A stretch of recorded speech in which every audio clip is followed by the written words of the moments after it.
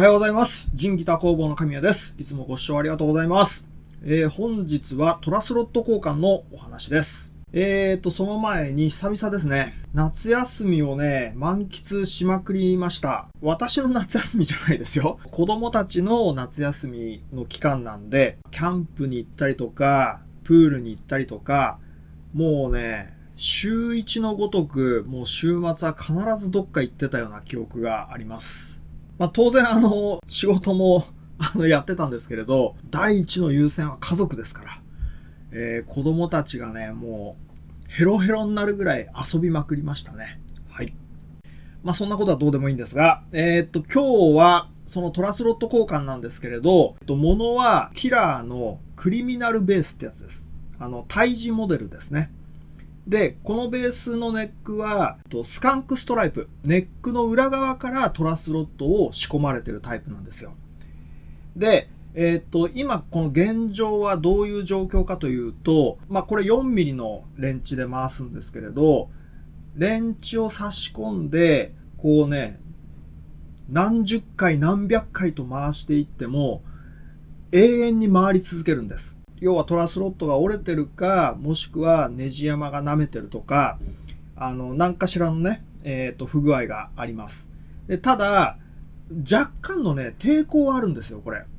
で、しかもその、差し込んだ時に、別にそのナットがこうガタガタガタガタね、こうやって内部で動いてるって、そういう感覚もなくて、最初何が原因なのかなっていうふうにね、思ってたんです。それを確かめるべく、お客様にちょっと許可をいただいて、まずその、見積もりを出すにしろ、何が原因で、トラスロットが効かないのかっていうのをまず突き止めなきゃいけないんですから、それをね、調べるべく、これから作業の説明をしていきたいと思います。はい。で、まずね、トラスロットのエンドの部分。ここは、樹脂で埋められてました。その樹脂を今、トリマーとかで、こう、削ってってね、エンドの部分が見えるようにしました。これがトラスロットの調整口です。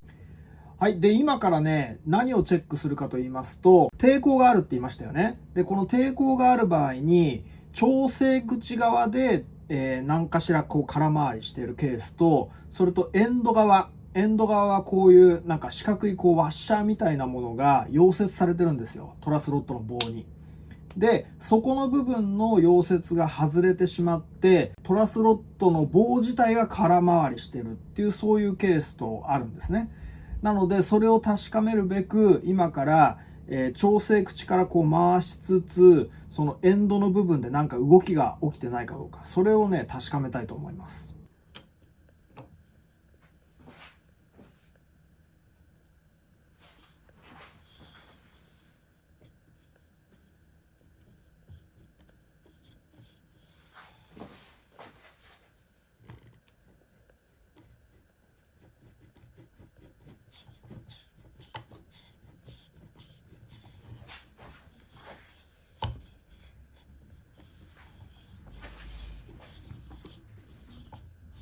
エンド側は空回りしてないことが分かりましたよね。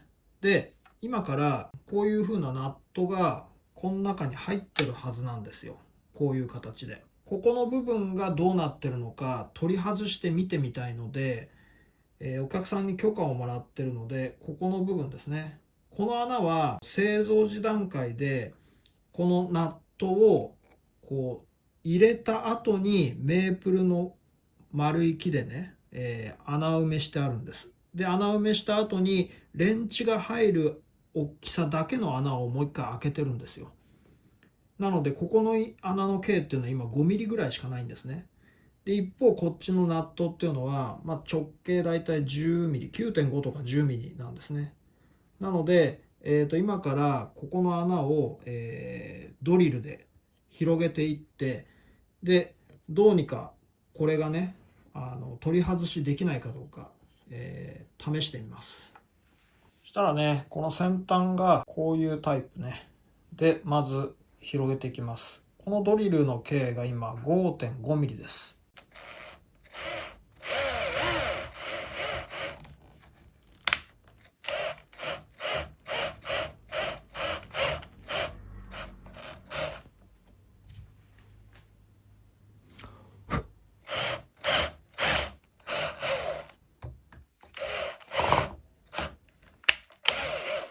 次は6ミリですね。これね、最初はね、半時計回りに回して、この先端がこうちょっと入った段階で、時計回りにするとあんまりねダメージを与えないで済みます。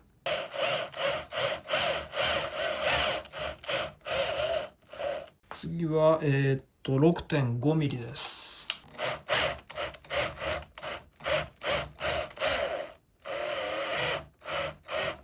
はい、次は7ミリ。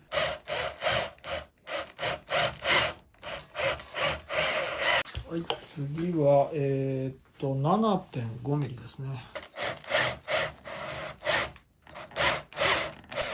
はい、次は8ミリ。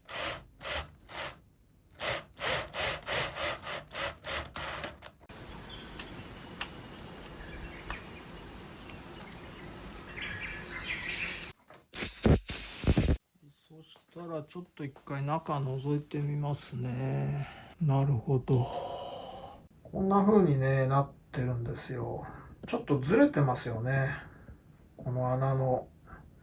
もうちょっと上を削らないと、ダメですね、これね。今開けた穴の径よりちょっと一回りちっちゃいやつにもう一回戻って向かって左側の方が、もうちょっと繰り広げたいのでこっち方向に、力を加えながらもう一回この一回り細いドリルで、削ってきます。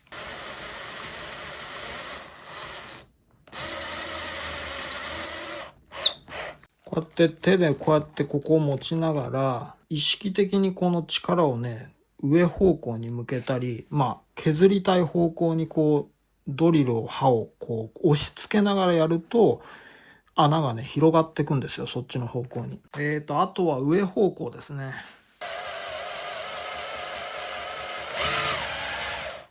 だいぶ中心になってきましたね。で次は、これが 8.8 ミリか。今とりあえずこの下側はもうねナットより大きく削れてるので問題ないです。問題は上側ですね。ナットのこの上側の方がまだこのままだと取り外しができないんですよね。ちょっとねいいもの見つけました。ロングドリル、径が 7.5 ミリ、配線用のドリルですね。ちょっとこれを使って上方向にこう押し付けながら奥をねこのドリルでこうかき取っていきたいと思います。お、いい感じじゃないですか。はい、だいぶこのようにねナットがもう取れそうなぐらいできました。ちょっとこれ今からナットをね取り外してみます。取り外すことができればいいんですけどね。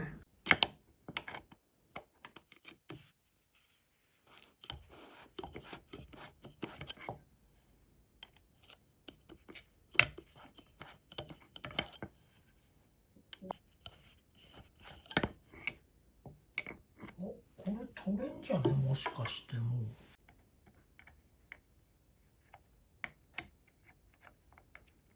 う。おお、掴めた。やった。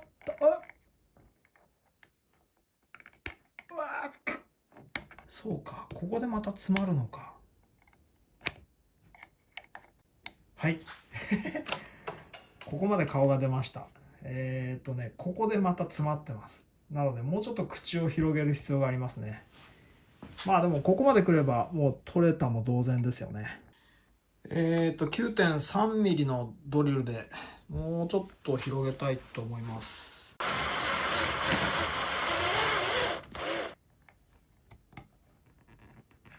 やったー、取れました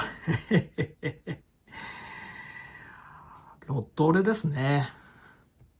はい、取れた。今ロットが取り外せました。中はこうなってます。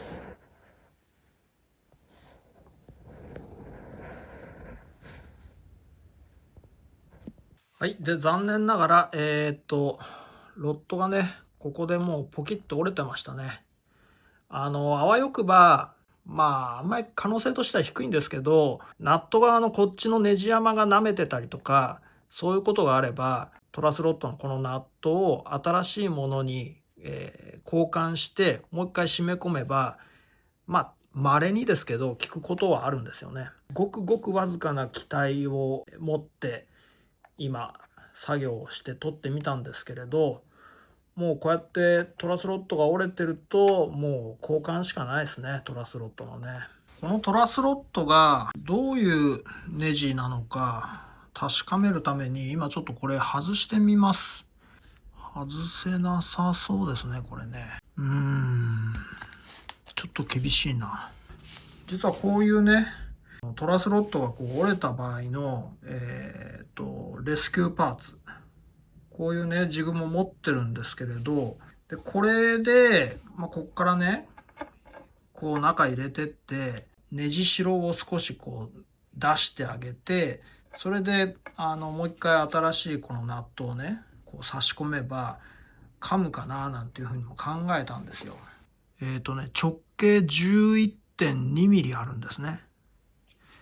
で要はこの穴 11.2 ミリの穴をまたこうやってガーって開けてっても、このナットのこの溝の底がもうねほとんど多分見え隠れするぐらいギリまでこの迫ってるんです。なのでもうあとねちょっとでもこの穴を繰り広げようと思うと、このナットの溝にこう干渉しちゃうんですね。貫通しちゃうんですよ。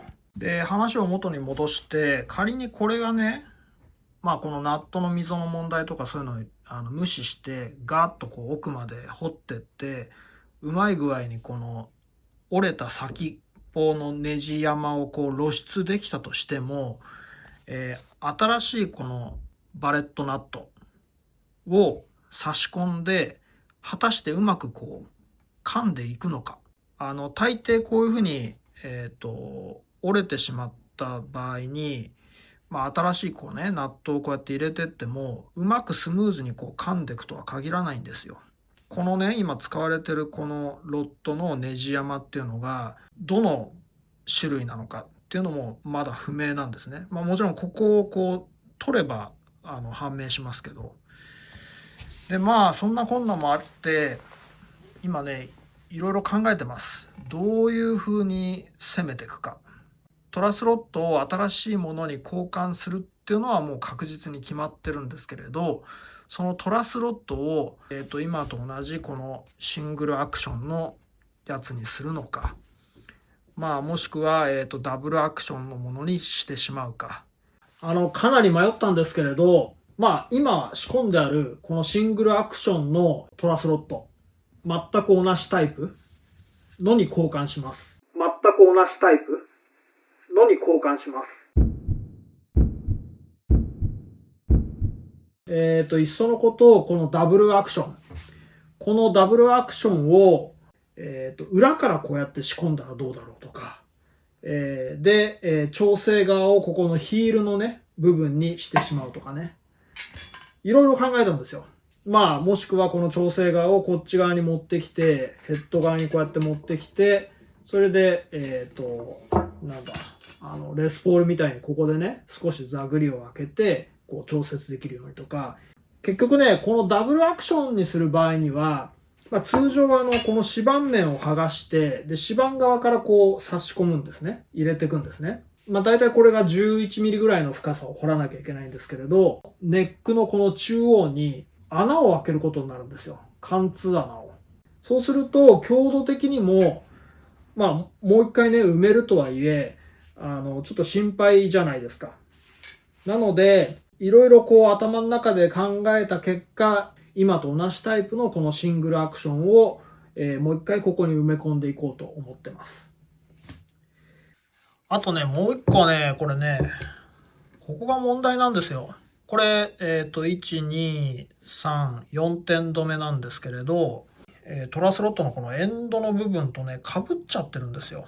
このエンドの位置をこのぐらいの位置にずらします。ここの元にあったこの部分っていうのはメープル材でもう一回埋めて、このね、ネジが微妙にこう干渉しないようにします。今からこの裏のスカンクストライプ、トラスロットの埋め木ですね、削り取っていくんですけれど、ちょっとクッション性のある強力な両面テープですね。これを3箇所貼ってます。よいしょ。で、これで今もう完全に動かないですね。ですね、これは、このガイドに対してぴったりはまるようにしてます。ちょうど10ミリだったかな。で、このガイドを両面テープでピタッと貼って、で、さらにこれだけだと湾曲しちゃうじゃないですか。この下の部分に木材でぴったりの寸法にして支えをします。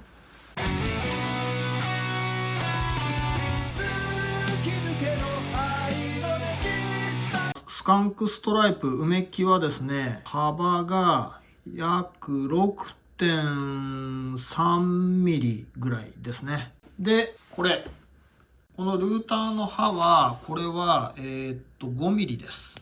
中央でこうやって掘っていくと、左右1ミリずつ、1ミリずつじゃない、左右 0.5 ミリずつぐらい埋め木が残るっていう感じですね。で、その残った埋め木は今度、のみで手作業できれいに削り取っていきます。今大まかにこれで削り取る感じですね。当然なんですけれど、掘っていくとトラスロットに刃が当たります。つまり金属にこのルーターの刃が当たっちゃうんですね。なので、もうこのルーターの刃というのは、これ金属用ではないので、今回1回限りでこれはもう破棄する覚悟で使ってきます。今からどうするかというと、真ん中をこう掘りました。トラスロットが少し見えてきたなと思ったら、今度は少し位置をずらして、で、またこうやって掘ってきます。深くね。で、またさらに、見えてきたら、今度また端っこにずらしてこうやって掘っていく。っていう、そういう作業を繰り返して、トラスロットのこの埋め木を、削り取っていきます。今こういうブロックを作りました。ちょうどね、ここの隙間をね、測ってみたら 30.5 ミリだったんで、ぴったり 30.5 ミリにしてますね。両面テープ。ここかな。これで今、完璧に支えができました。これでこうやって掘っていきます。でね、今どうしようか考えてたんですけど、元々のこのスカンクの幅が 6.3 ミリなんで、割とギリなんですよ。で、今4ミリの刃で削っていくか、この5ミリの刃で削っていくか、どっちか迷ってるんですけど、ちょっとね、一旦4ミリの刃で削って、センターがちゃんと出てるかどうか確かめます。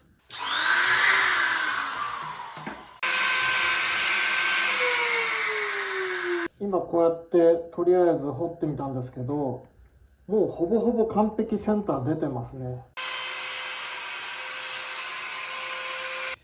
はい、今5ミリの刃で、削ってみたんですけれど、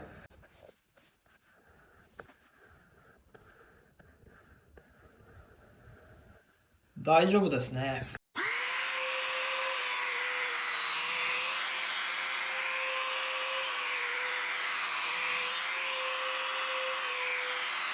はい、見てください。トラスロットが出てきました。ほんのちょっと刃が当たっちゃいましたね。まあもちろん当たるの前提で削ってますからいいんですけど、じゃあ引き続き、削っていきます。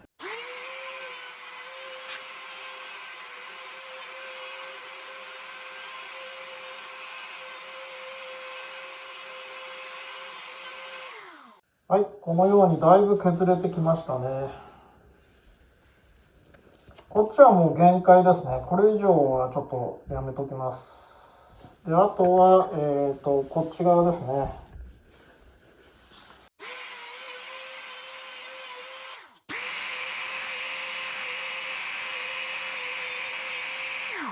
はい、見てください。ところどころね、こうやってトラスロットに当たっちゃってますよね、刃がね。ここは中央部分ですね。これはまだ木が残ってます。で、こっち側、ローフレット側、もうほぼ、ギリギリまで削られてます。はい。で、とりあえずここまでできたら、次はのみで、手作業で、慎重に掘っていきます。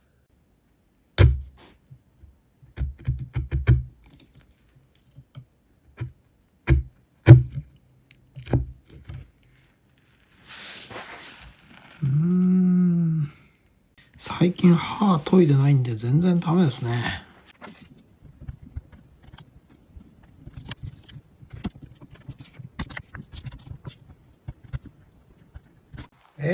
ですね、今両側ともこのぐらいですね。思ったよりこのローズウッドの接着の剥がれ具合がなかなか剥がしにくいということになりました。薄い状態にまでなってると、大抵年月がもう経ってるので、もう接着剤の部分でパリパリパリって剥がれていくことが多いんですよ。で、それを期待していたんですが、まだかなりね、接着が強固なので、その方法が取れないんですよね。なので、ちょっとこうやって刃が食い込んじゃいますけれど、地道に地道にこうやってやっていくしかなさそうです。うまい具合に、ここのね、全エリア、ダメージなく全部きれいにローズウッドが剥がれれば、全く同じ太さの埋め木で埋めることができるんですけれど、このベースの場合はちょっとそれが無理そうなんですよね。ですから接着剤は木工用のタイトボンドじゃなくて、エポキシ樹脂接着することになりそうです。今のところの段階では。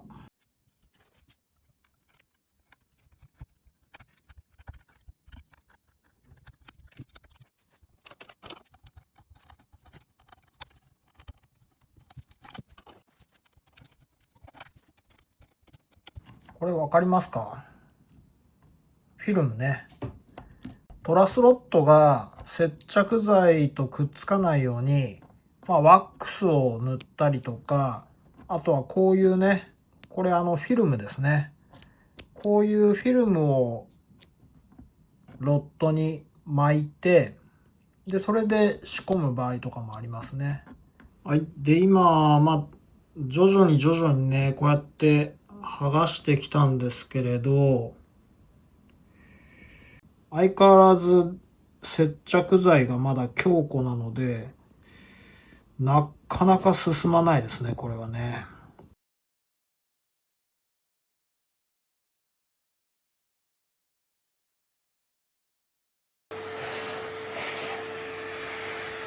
はい。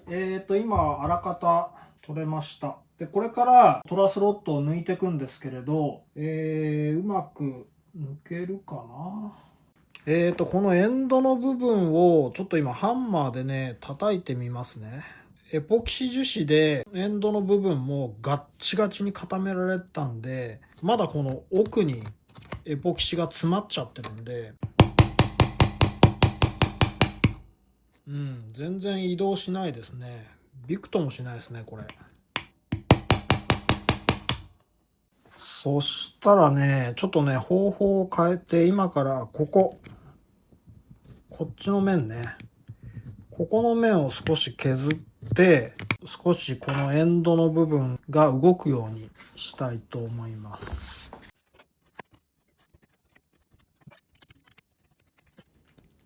いやー、これはギッチギチですね。ここの部分をこうやってエポキシで固められると非常にこれ外しにくいですね。かといって反対側のねヘッド側から取るってわけにもいかないんで。なるほど。さてどうしようかな。無理だなこれはな。まだいっそのことこのトラスロットを鉄鋼用のドリルでバスーンと切断しちゃいましょうかね。うまい具合にセンターにドリルが入っていくかっていうとそうでもないので、ずれたらずれたで厄介ですしね。ちょっとダメ元なんですけど、ハンダゴテであっ温めてみてどうなるか試してみます。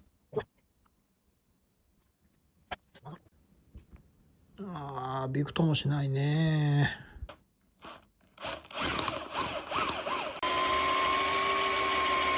はい、このように穴が開きました。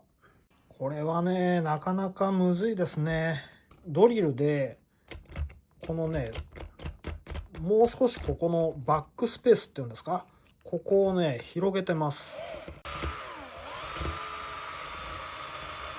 この一番奥ね、四角いこのエンドの部分のこちら側の奥に詰まってた、エポキシ樹脂を今全部取り除きました。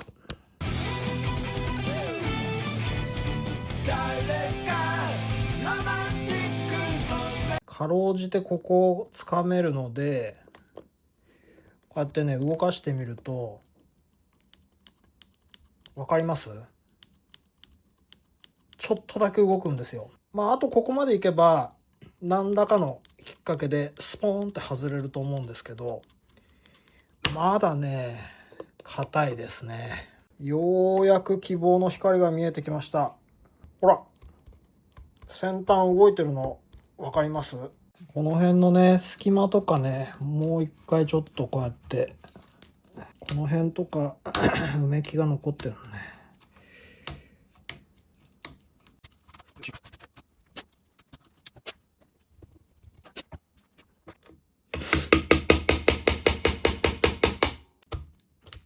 よし、いった。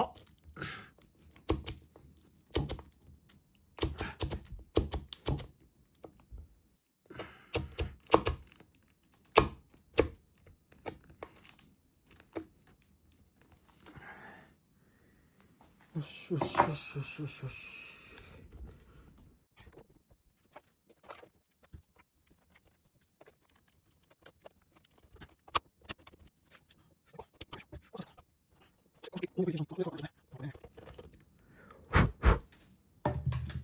さてこれでよっしゃ。おお、いったー。ふう。いやー、これ大変だわ。じゃあ引き抜いていきますよ。よっ。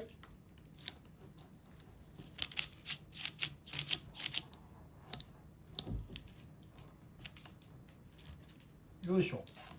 あれ、取れないな。なんだこれ。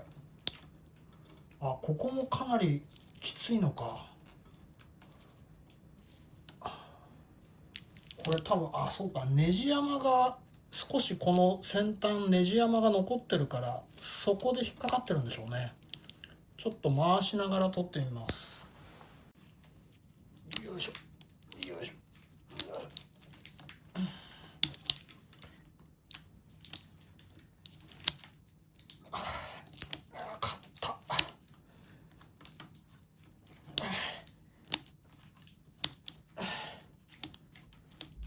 抜けてきた。よし、抜けた。この瞬間がいいですね。抜けました。はい、ようやく抜けました。トラスロット。かなり厄介な代物でしたね。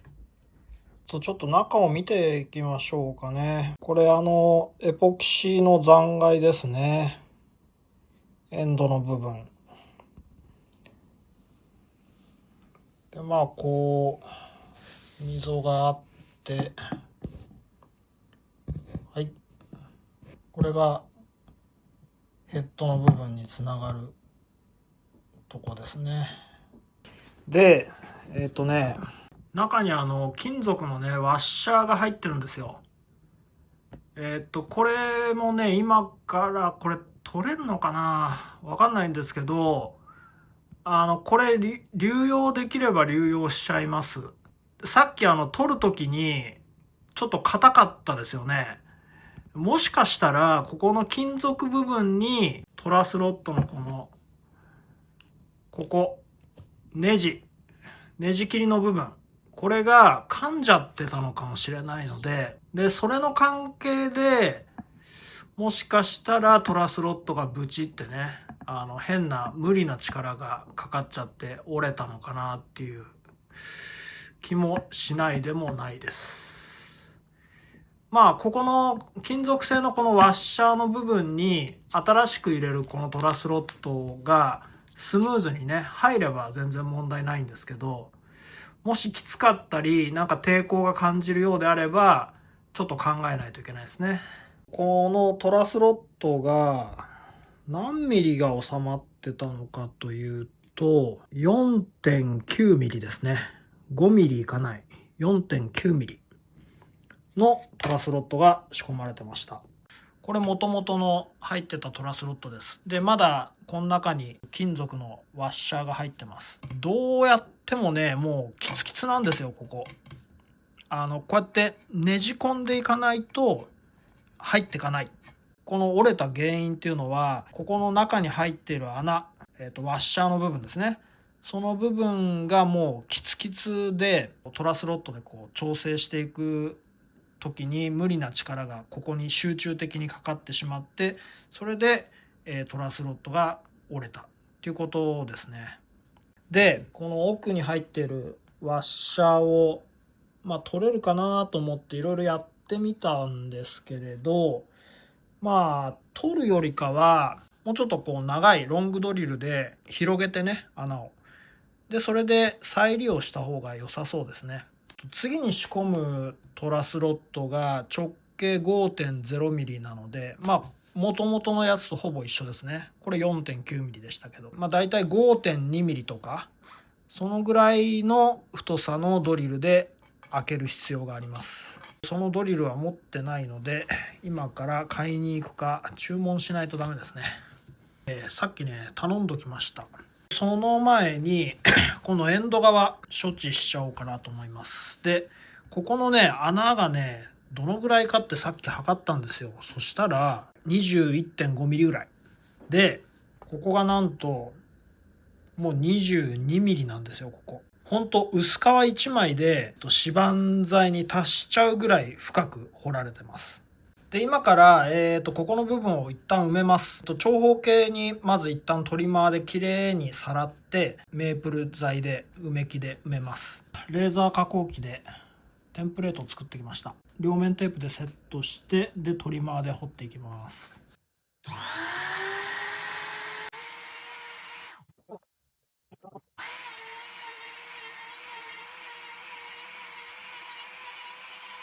14.3 ミリと 20.8 ミリでしたね。今からメープル材で埋め木を作ります。ネックジョイントのネジがここにあったじゃないですか。ジョイントのネジがなければもうちょっとちっちゃいサイズのこの穴をこういう風にねくり抜いて、でもう今すぐにでもロットを埋め込めるんですよね。でところがネックのジョイントネジがあるがためにそこの強度も確保しなきゃいけないですから、そのためにねこんだけ大きくザグリを入れました。ちょっと二度手間になるんですよね。一旦埋めてからここの部分が入る穴をもう一回トリマーで掘り直すっていう感じです。はい、今埋め木を作りました。ちょうどねぴったりになるように、作ってます。スーっていう感じでこのぐらいですね。でちゃんと中をねアルコールで脱脂しときましょうね。ちゃんとそこまで埋まったかどうか分かるようにするために印をつけてます。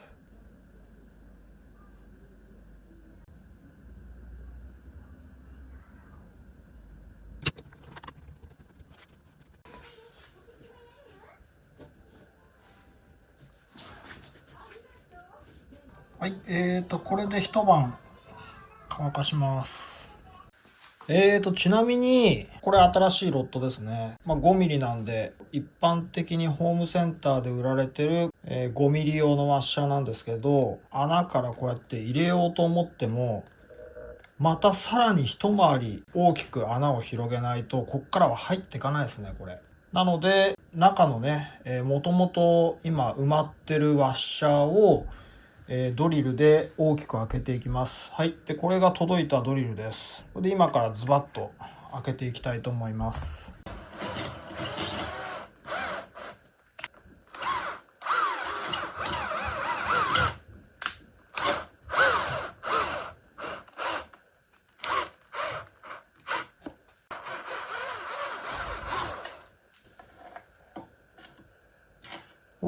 入る。スムーズに入りますね。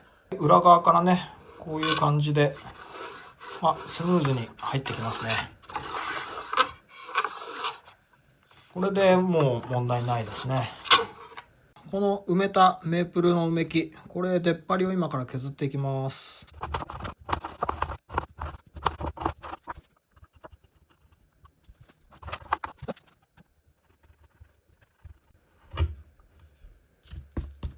このテンプレートをもう一回使って掘っていきます。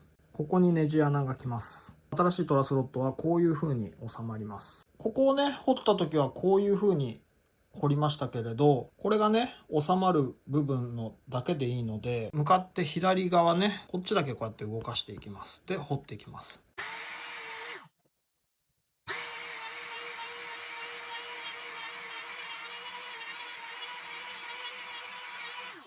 22.2 ミリ掘りました。で、このトラスロットの溝の深さ 19.6 ミリ。22.2 ミリ引く 19.6 ミリ。いくつだ？2.8 ミリ段差があるってことですね。新しく、仕込むトラスロット。この段差の部分がいくつあるのかというと、2.8 ミリあります。さっきいくつだっけ19.6？ 2.6 か。ここの段差が 2.8 ってことです。で、こっちの段差が、この、底の部分のね、段差が 2.6 ってことは、0.2 ミリ足りないってことですね、段差が。ここのネック材の厚みが22ミリなんですよ。今、ざっくりね、外側から測った結果。で、すでにこれ 22.2 ミリ掘ってるので、これ以上掘ると、指板材が見えてくるはずなんですね。今まだかろうじてここから中覗くと指板材は見えてないんですけど、こっち側のトラスロットのね、ここをね、グラインダーで少し削っておきます。グラインダーでちょっとここ削ってきました。で、結果今ここの段差がね、2.4 ミリになりました。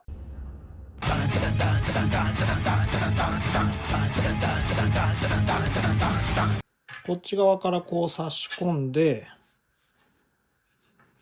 で、はい。これ、ドリル。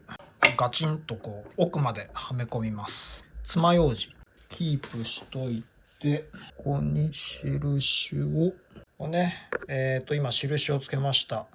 ということで、このちょうど溝から、このぐらいの距離、ここまでが、木で埋まってるってことですね。こっから先が、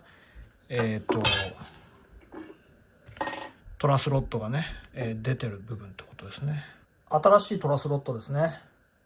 これをとりあえず収めます。こっちのね、エンドの部分もしっかりこっち側へね、ピタッとくっつけるようにして、それで収めておきます。ここのところに印をつけておきます。で、さっきのこのね、爪楊枝。こういう感じで、ここまでしかネジが切ってませんけど、こっから1センチとか、このぐらいまでネジを切る必要があります。ミリ規格 M5 ですね。ダイスを使ってネジを切っていきます。ダイスを使ってネジを切っていきます。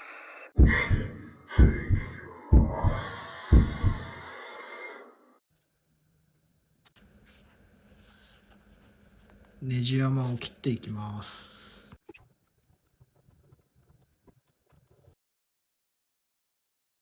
木の部分が、ここまで、このナットの部分が、このぐらいまでネジが入るんですよ。だいたいこの辺かな。ズバッと切っちゃいます。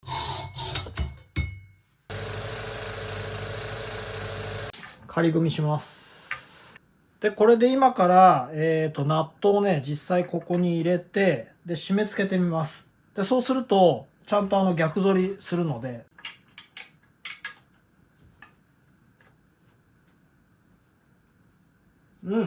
いい感じですね。もう綺麗に逆反りになってます。 OK です。これで。はい。で、今から、次はね、ここの側面ですね。150番のペーパーで綺麗にしていきます。まだちょっとうめきのね、接着が、うめきが残ってますから、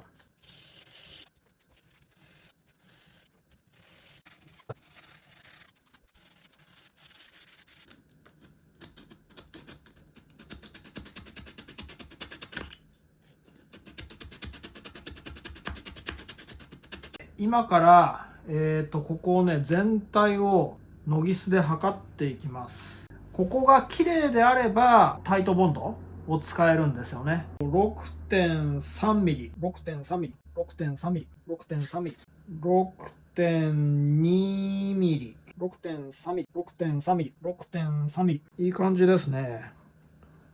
6.3ミリ。ここも6.3ミリ。お、これから、ここに埋める埋め木を作っていくんですけれど、まあちょっとそれを作ってみて、でこうね収めてみて、幅の誤差がありすぎてスカスカするところができちゃうようであればエポキシを使いますし、こうギュッという感じで収まればタイトボンドを使いたいと思います。ちなみに裏側から埋める方式っていうのは埋め木に対して力はかかんないんですよ。ただ蓋をしてるだけなんですね。まあって言ってもしっかりこうトラスロットが押さえつけられないと中でこのトラスロットがカタカタカタカタ動いてしまうので、ちゃんとこう埋めるっていうのは必要なんですが、仮にこうクランプをしてこうトラスロット締めた時に十分ネックが反ったじゃないですか。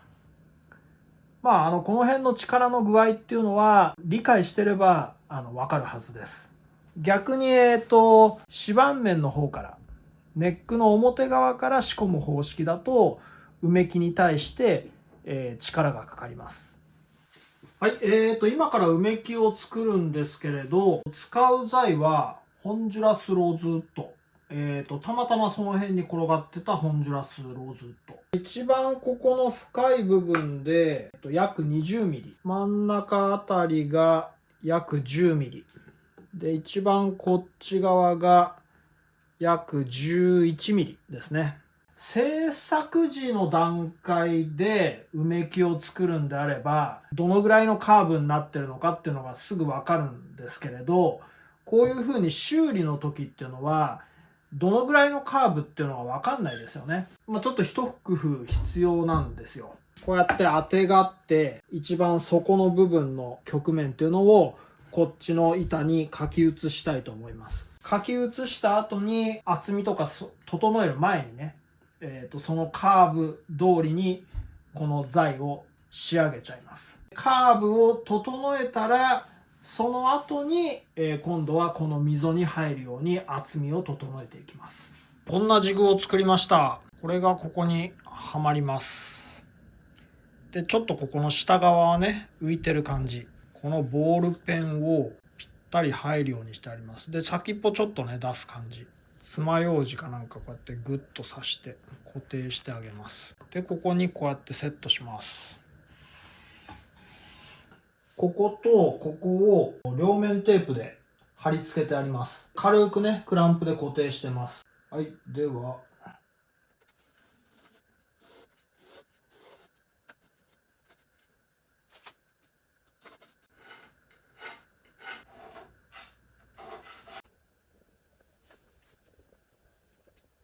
トラスロットのここが11ミリです。トラスロット分の太さマイナス5ミリなので6ミリか。であと出し入れするためのこの掴む部分が欲しいので、ちょっと余裕を見てカットしますけど、でこっち側が21ミリマイナス5だと15、だから21ミリあればいいのか。だいたいこのぐらいでカットすればいいってことですね。まず大まかにこの R の部分をカットします。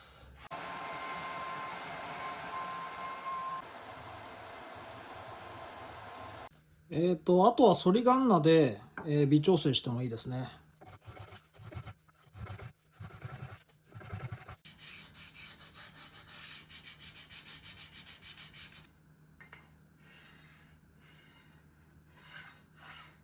こっからここまでが、ちょうどね 533mm っていうのを測りました。ぴったりね。今カットしてきました。今度はこのね厚みを整えていって、で溝のところにこうスッと入るように調整していくんですけれど、どっち側がエンドなのか分かんなくならないように、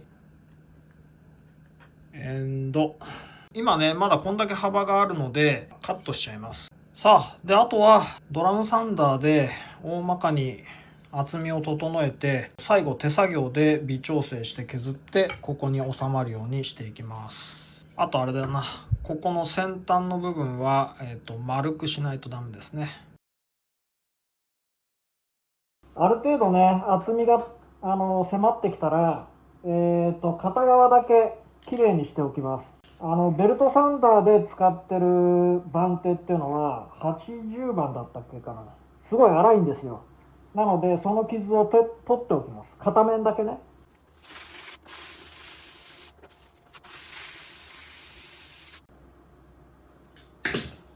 今7ミリなので 7.0 ミリなので、こっち側はもう削らないです。こっち側の面を削ってドラムサンダーでさらに削っていって、あそこの溝が 6.3 ミリですから 6.5 ミリとかそのぐらいまで削ります。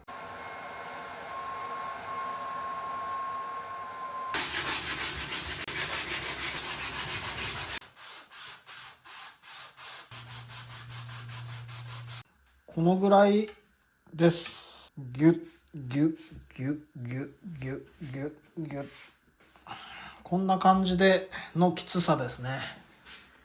で取り外す時もパワーグローブでかなり力を入れないと外せないぐらいの収まり具合です。でこの先は、240番に変えます。最初に言い忘れましたけど、ここの側面ですね、ここも、240番で綺麗に仕上げてます。ここの少しだけうめきが出っ張ってますよね。ぴったりになるように削ります。で当然ですけれど、こっち側はぴったりこうやって合わせてます。トラスロットをちょっと仕込んでみますね、仮に。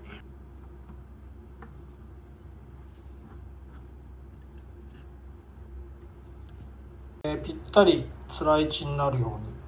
でうめきを仕込む時の注意点なんですけれど、この部分がちゃんとこういう風になんないとダメです。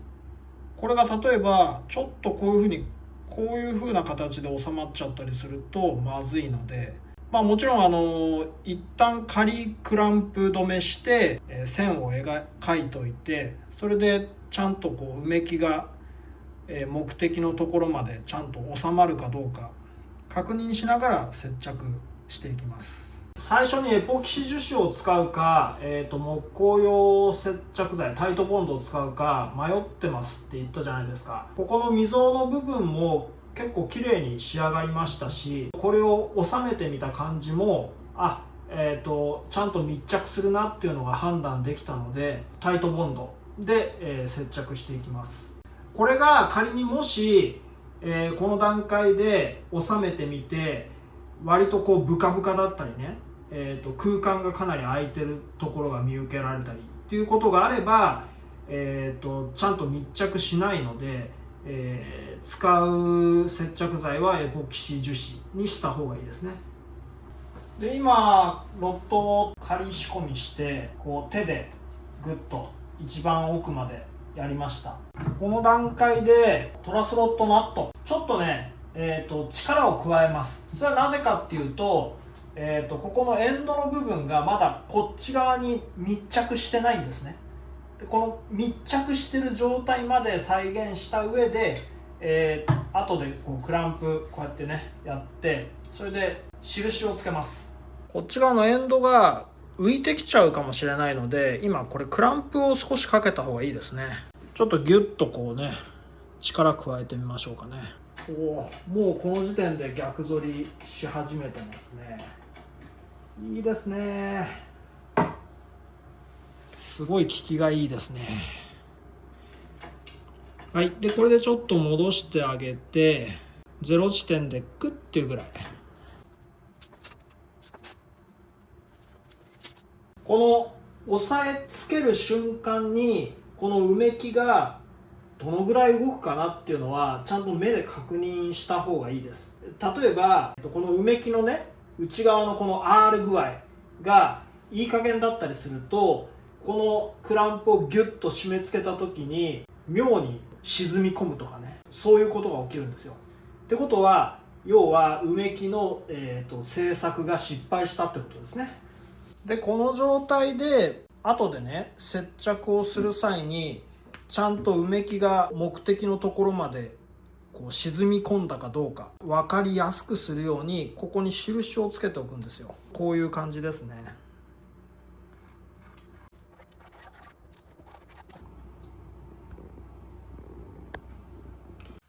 もう一個チェック事項。この段階でちょっとね叩いてみるんです。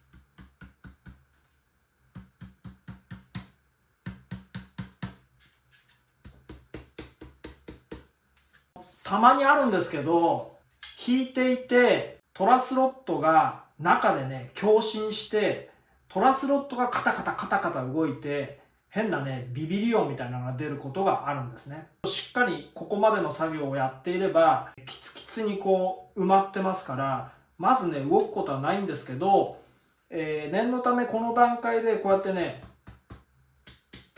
やってみると、もし仮に中でこう少しね空間の余裕があったりとかしてトラスロットがこう動いてたとすると、運が良ければこの段階で把握できます。トラスロットがなんか中で動いてるのかな、カタカタ動いてるのかなっていうのが分かると思います。今まで経験はないですけどね。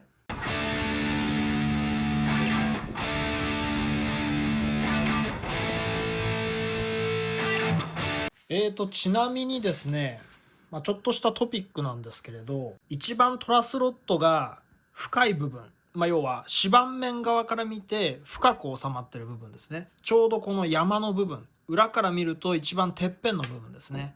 それがどの辺りかっていうと、このベースの場合はこの辺なんですよね。ちょうど5フレットあたり。トラスロットのね動きの動画で言いましたけれど、トラスロット仕込む時ってセンターに一番深い部分を持ってくるんじゃないんですよ。ちょっとねローフレット側に頂点を寄せるんですね。ですからそのセオリー通りにこのトラスロットは収まってたってことですね。私が使ってる自作した自分のベースとかもそういう風に仕込みましたし、確かね ESP でもそういう風に教わると思うんですよね。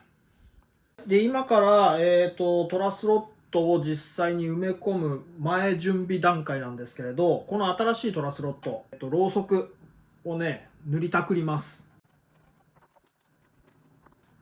でライターで炙ってあげて、ちょっとねなじませるというか、であとこのトラスロットナット、この部分も一緒ですね。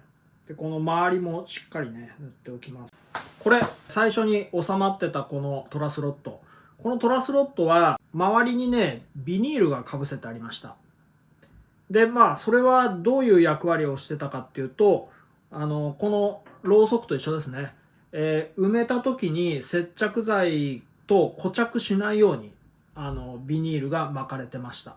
ダブルアクションのトラスロットに関しては赤いラバーにくるまってるんですけれど、シングルアクションのトラスロットに関しては今まで何本もトラスロット交換してきましたが、どうかな、ものによってかな。ギブソン、レスポールもそうでしたね。特にラバーは使われてなかったです。なので、今回埋めるにあたっても、このままの状態でワックスを塗布しましたけれど、これで、収めていきます。最後の微調整を忘れてました。今もうねいい具合にこう収まるんですけれど、接着するときは少しこう接着面を湿らしたりとかして、接着剤自体も湿り気ね、水分がありますからね、よりきつくなるんですね。ですからちょっとその分も見越してもうちょっとこう微調整して、それで埋めます。はい、脱脂します。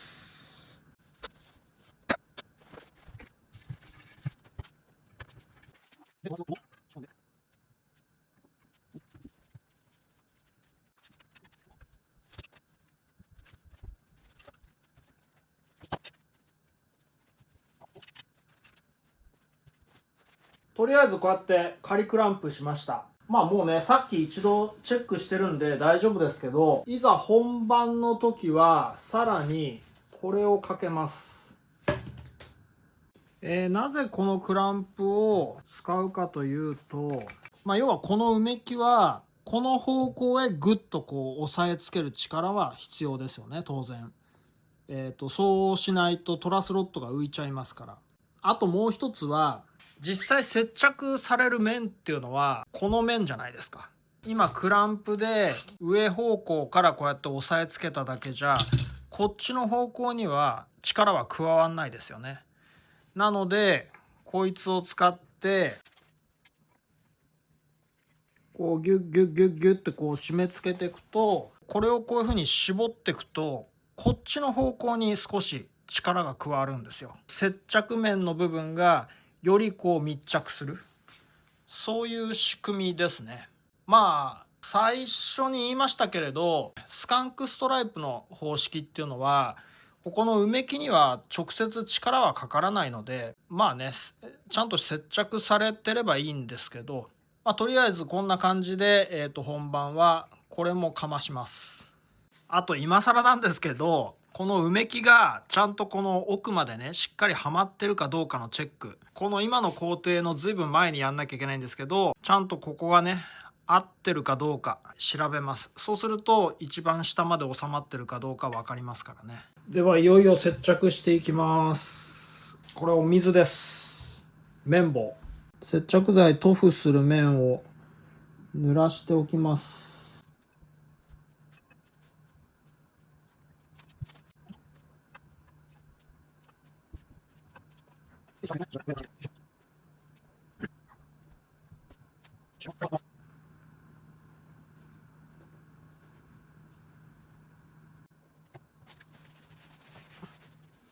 とりあえず今みたいにすぐ拭き取って印をつけたところまでちゃんと収まってるかどうかチェックしましょう。でもしこれできつくてそこまで収まってなかったら、急いでねクランプかけてやんないと、タイトボンドって結構すぐ固まってきちゃうんで。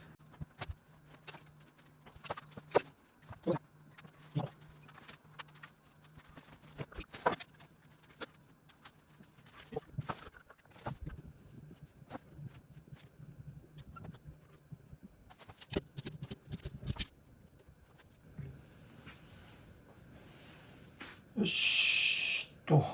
はい、これでひとまず OK ですね。ちなみにこの黒いクランプはね、ストゥマックで売られてるんですけど、確か、ストゥマックでした。あんまりね、きつく締めすぎると、ナイロンバンドなんで、ちぎれます、ブチって。1、2本ちぎりました。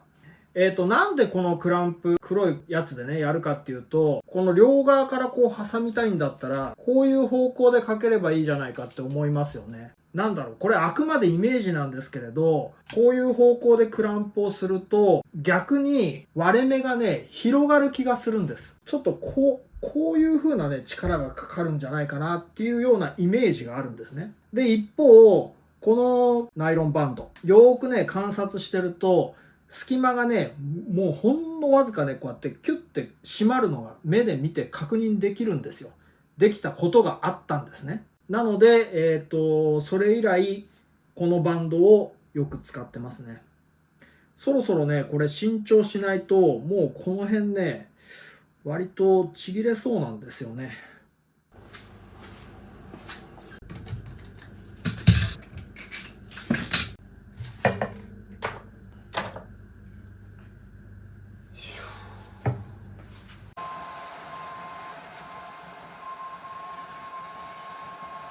今ここの空間を埋める埋め木を作りました。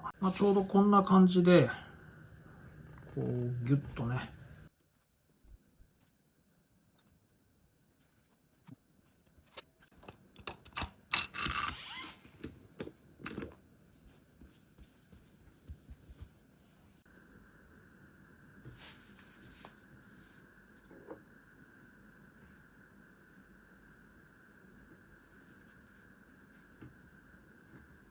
ここの穴どうしましょうかね。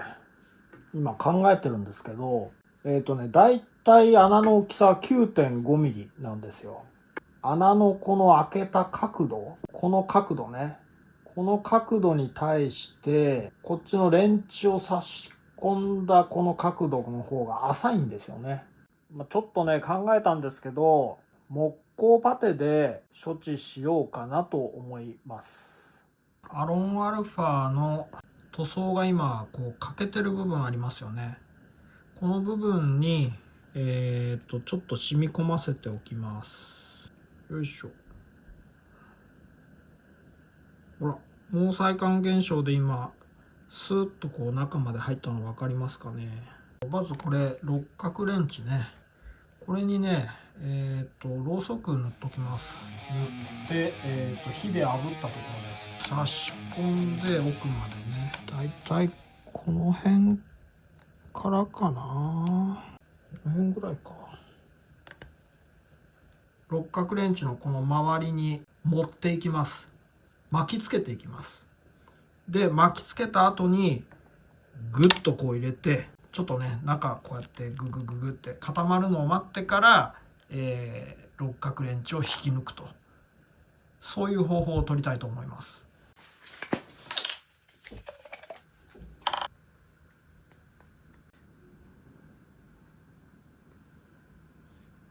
ちょっと感覚が分かんないですけどね、どのぐらいかな。で、このマスキングテープ取っとかないといけないですね。全然入ってかないよね、これね。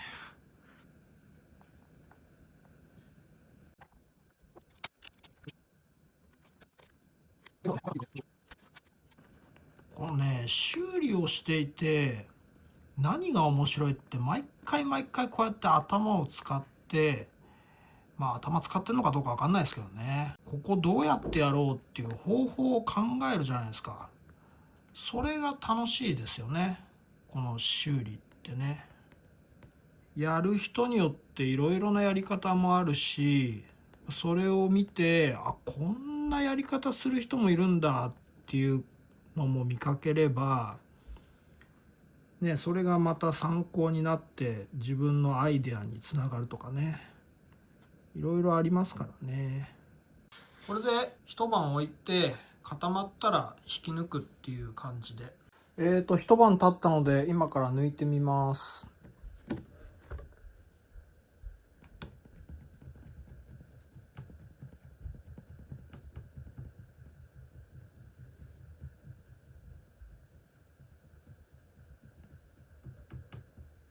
よいしょ。このレンチが5ミリのレンチなので、ロングドリルがこれが 6.2 ミリかな。で、よいしょ。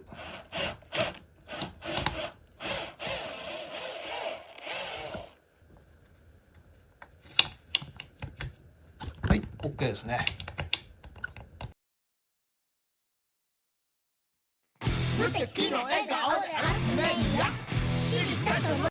この出っ張りの削ってきます。ヘッドの表面は軽く水研ぎをして艶出しを行って、それで完成なので、塗装はしないのでね。ヘッドの表面以外は、これから塗装を全部剥がして、それで再塗装します。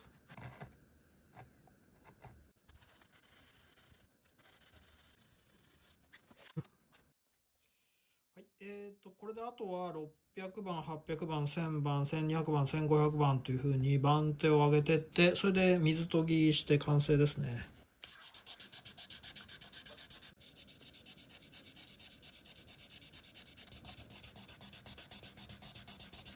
はい、今ね、こんな感じで、綺麗になりました。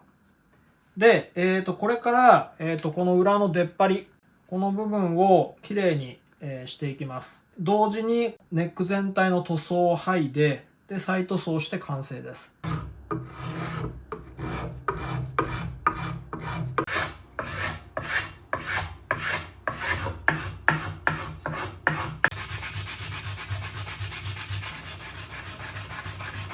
はい、塗装を剥がし終えました。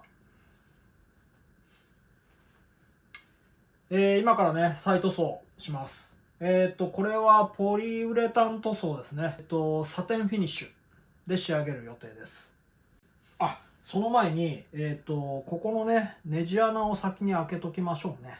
サテンフィニッシュを拭き終えました。こんな感じで、指板面はまだマスキングが残ってるんですけれど、ヘッドの部分は、マスキングをもう取ってます。で、塗装のバリは今取りました。で、今からヘッドの表面だけ、艶出しを行います。そのためにね、ちょっとこの辺はマスキングをしてます。はい、ピッカピカです。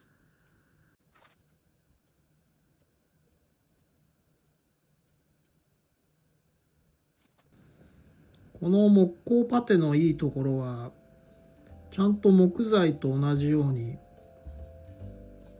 染料とかそういうのが染み込んでくれるところがいいですよね。エポキシ樹脂だとこういうふうに染み込んではくれないので、一応こんな仕上がりになりました。ちゃんとね、中まで塗ってます。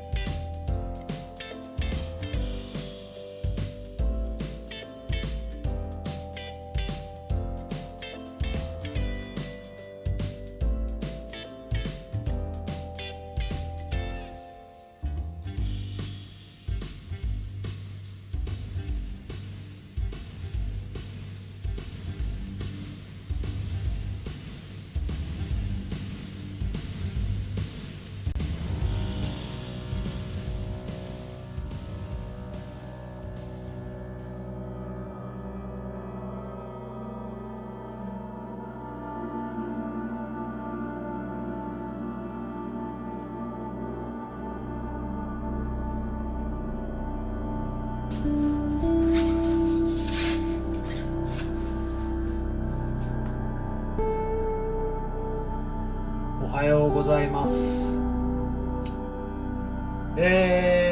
塗装が終わって指板面もきれいにして最終的にパーツも組み込んで弦を張りました。トラスロットをね、こうやっていい感じだなっていう、スムーズに動くし変化もするなと思って調整をしてましたが、久しぶりにやっちゃいましたね。よいしょよいしょよいしょよいしょよいしょ。ね、調整してたらね、バキッつってバキまた折れました。もうね、なんだろうこれ。